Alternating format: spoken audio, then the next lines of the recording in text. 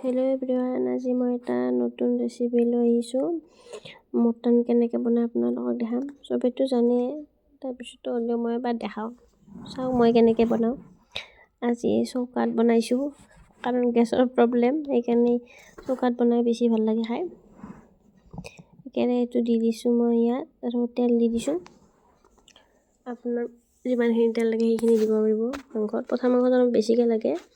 আৰু মই অলপমান চেনি দি দিছোঁ। চেনি দিলে মানে কালাৰটো ধুনীয়া আহে। আধা কেজি পঠাৰ মাংস লৈছোঁ মই, আৰু এইবিলাক মই মছলা ৰেডি কৰি থৈছোঁ আগৰ পৰা।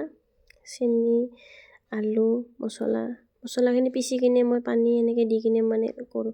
কিছুমানে ওপৰত দি দিয়ে, মই এনেকৈ দি দিওঁ, গুলি কিনে মছলা গোটেইখিনি। তেলখিনি গৰম দিছোঁ। আগতে লং ইলাচি দিছোঁ, দেখাব নহ'ল। এতিয়া মই 4টামান পিঁয়াজ কাটিছোঁ। পঠা মাংসত বেছিকৈ পিঁয়াজ লাগে, সেইকাৰণে পিঁয়াজ অলপ বেছিকৈ দিব। পিঁয়াজখিনি অলপমান ৰঙা হৈ নোযোৱালৈকে লাৰি থাকিব। জুই বহুত উঠিছে, খৰিৰ জুই না, কমাই দিব নোৱাৰোঁ, বাঢ়াই দিব নোৱাৰোঁ, তেনেকৈ হয়। ধুনীয়াকৈ লাৰি থাকিব। অলপ ৰং চোৱান হ'লে তেতিয়া অলপ মাংসখিনি ঢালি দিব। আৰু জ্বলা দিব পাহৰি গৈছিলোঁ, এই জ্বলা 3টা দিছোঁ। পিছত বহুত জ্বলা হৈ গ'ল, বাচ্চাও খাব না, সেইকাৰণে কম জ্বলাই দিছোঁ। 3টাই দিলোঁ। আৰু এইখিনি ডালচেনি নাইছিল মানে, সেইখিনি দি দিলোঁ। গোন্ধটো ধুনীয়া হয়, এনেকৈ লাৰি থাকিলে হ'ল। এই ঠাণ্ডা ভাতৰ কাৰণে জুইতে বনালে ধুনীয়া হয়। এতিয়া মই মাংসখিনি দি দিম। আধা কেজি মাংস আনিছিলোঁ, পিঁয়াজৰ লগত ফ্ৰাই কৰি দিম এইখিনি ধুনীয়াকৈ। যেতিয়ালৈকে অলপমান ৰঙা হৈ যাব লাগে, সেনেকৈ ভাজি থাকিব লাগে মাংসটো। মই এনেকৈ লাৰি আছোঁ। জুই বহুতেই হৈছে, কিন্তু জুই লাগে অলপমান, হ'লেও দি দিছোঁ আৰু।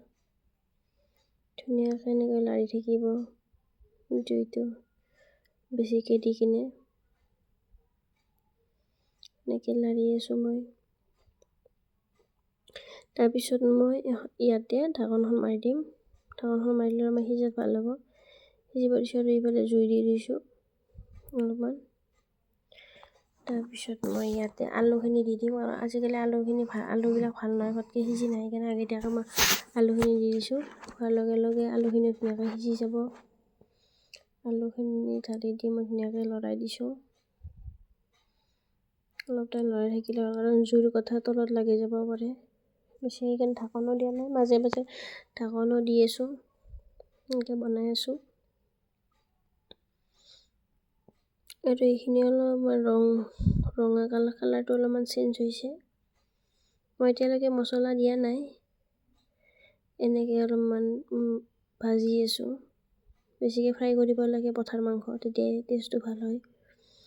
আৰু এতিয়া মই ইয়াত দিম মছলাখিনি। ইয়াতে চব মছলা দি দিছোঁ, মটন চব মিক্স কৰি কিনে ইয়াতে মই ঢালি দিম। মই মাংস বনালে মই এনেকুৱাকৈ পেষ্ট বনাই লওঁ, ভাল লাগে, ধুনীয়া হয়।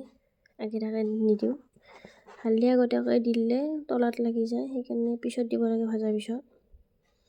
এতিয়া মই ধুনীয়াকৈ লৰাই থাকিম, অলপ টাইম এনেকৈ লাগি থাকিলে হ'ল। ধুনীয়াকৈ নিজে ধুনীয়াকৈ কালাৰটো আহি যাব। এনেকৈ লাৰি দি আছোঁ ধুনীয়াকৈ। তাৰপিছত ইয়াতে মই ঢাকনখন দি দিম সিজিবলৈকে, জুইটো বেছিকৈ। আৰু এতিয়া অলপ টাইমৰ পিছত চালোঁ, ধুনীয়াকৈ কালাৰটো আহিব ধৰিছে। হোৱা নাই, বহুত টাইম ভাজিব লাগিব। ধুনীয়াকৈ লাৰি দি আছোঁ, এনেকৈ লৰাই থাকিব। তাৰপিছত আৰু অলপমান ঢাকনখন দি দিছোঁ, লৰাই চাব লাগিব, জুই বহুত আছে। তাৰপিছত এইটো ফটো দি থৈছিলোঁ, এইটো ধুনীয়া কালাৰ হৈছে। তো ইয়াত মানে মই পানী দিছিলোঁ, দেখাব নহয়। পানীটো হোৱাৰ পিছত এইটো ৰেডি হৈ গ'ল। এতিয়া হোৱাৰ পিছত এতিয়া মাছ ঢালি দিছে। এইটো চাওক, এক পিচ মাংস পৰিয়ে গ'ল। ভিডিঅ'টো কেনে লাগিলে, ভাল লাগিলে ক'ব।